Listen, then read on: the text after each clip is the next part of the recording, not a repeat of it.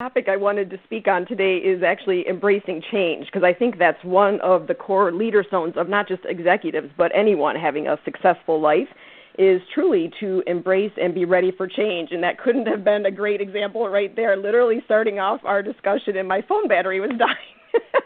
That's really what I think the cornerstone is. And again, to be an executive coach, just to be a great executive leader, to be just a great person. I feel there are so many fundamentals, and that's what I Love Nature, my nonprofit, is built on.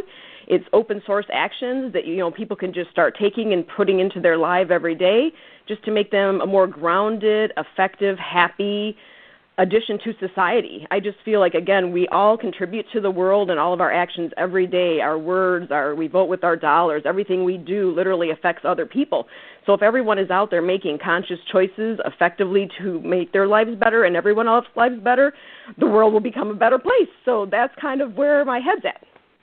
An executive coach, or executive life coach, because actually that's the key part for me, is not just speaking about what executives need to do in their everyday lives in the corporate world, because a lot of people have told them that. They've been doing that for a long time. They have good and bad habits that we can look at and just address.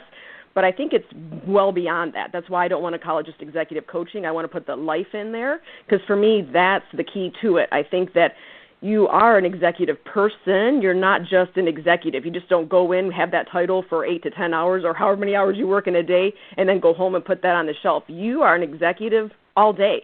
Your life, really, you bring it to work whether you want to or not. It's just all a part of you.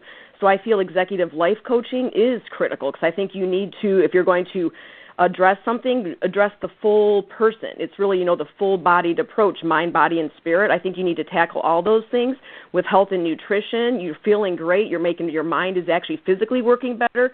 You just have better tools to then do all the things you already know or maybe forgot. You just need a reminder of what your key, strategic and goals are.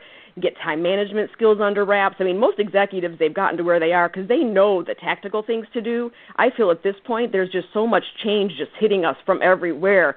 We're just, tackled with just time management and just all these other things that I feel dealing with the whole person is really the key I'm offering here. So I've been working in corporate America my whole adult life. I'm now nearing 50. That's the magical age. And again, I round up. And people, when they ask me my age first, and many people don't, they think you shouldn't ask a lady her age. I don't mind telling people my age. I get excited with every birthday because I keep saying that the older I get, I can just without hesitation tell everyone what I'm thinking. And then they all look back and say, really, you're holding back now? So that's kind of a funny moment. But I just really embrace getting older. I feel like, that's part of my philosophy as well. The Native American, I've done a lot of, personal journeys with that, some classes in shamanism. And again, I just feel like there's wisdom just beyond ourselves. And I think that's part of being a great executive leader too, is being able to know when to take in outside information.